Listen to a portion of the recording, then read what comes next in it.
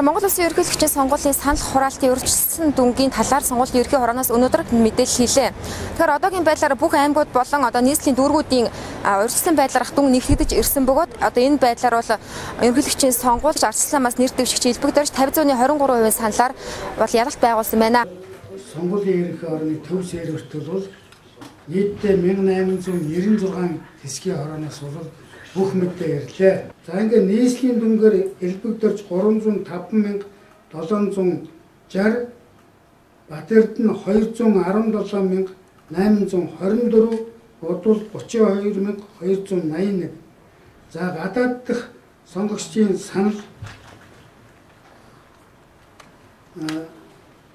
танилцуулъя. За элбэгдэрчийн төлөө 2739, Бат Эрдэнийн төлөө 1283, Будулын төлөө 182. За ингээд нэгдсэн дүнгээр элбэгдэрчийн төлөө гэсэн санал 622,794. За Бат Эрдэнийн төлөө 520,380. За Будулын төлөө 80,563.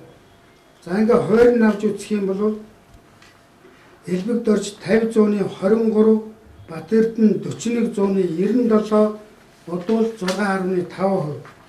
За нэр дэвшигч ардчилсан намаас нэр дэвшигч захиагийн элбэгдэрч Монгол Ардын намаас нэр дэвшигч Бат Эрдэнээс 102,414 санал илүү авсан байна. За мөн Монгол Ардын хувьсгалт намаас нэр дэвшигч Будулаас 542,231 санал илүү авсан байна.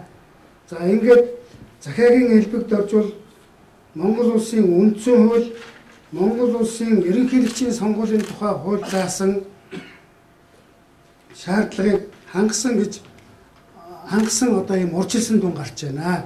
За энэ дүнг бол сонгуулийн ерөнхий хорооны хуралд танилцуулна. За хуралд танилцуулахаас өмнө бол аймаг нийслэлийн сонгуулийн нэгдсэн дүнг бол бид нар авч нэгтгэнэ.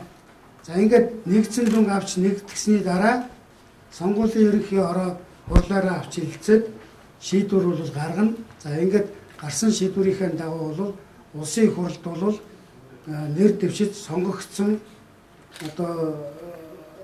нэр дэвшигчийг бол улсын их хурлд өргөн мэдүүлэх юм хуулийн заалттай. За Монгол Улсын үндсэн хууль, Монгол Улсын ерөнхийлөгчийн сонгуулийн тухай хууль сонгуульд оролцсон нийт сонгогчийн олонхын санал авсан нэр дэвшигчийг Монгол Улсын ерөнхийлөгчөөр сонгогдсон тооцож улсын их хурлд бол өргөн мэдүүлэх юм хуулийн заалттай. Олонхын санал гэдэг бол 50% дээр нэмэх нь нэгээс дээш хүний санал авсан байх юм бол олонх болно. Тэгэхээр нийслэл болон орон нутаг цаашлаад гадаадд байгаа иргэдийн санал хураалтаар Монгол Улсын ерөнхийлөгч ардчилсан намаас нэр дэвшиж элбэгдэрч өнгөрсөн байна.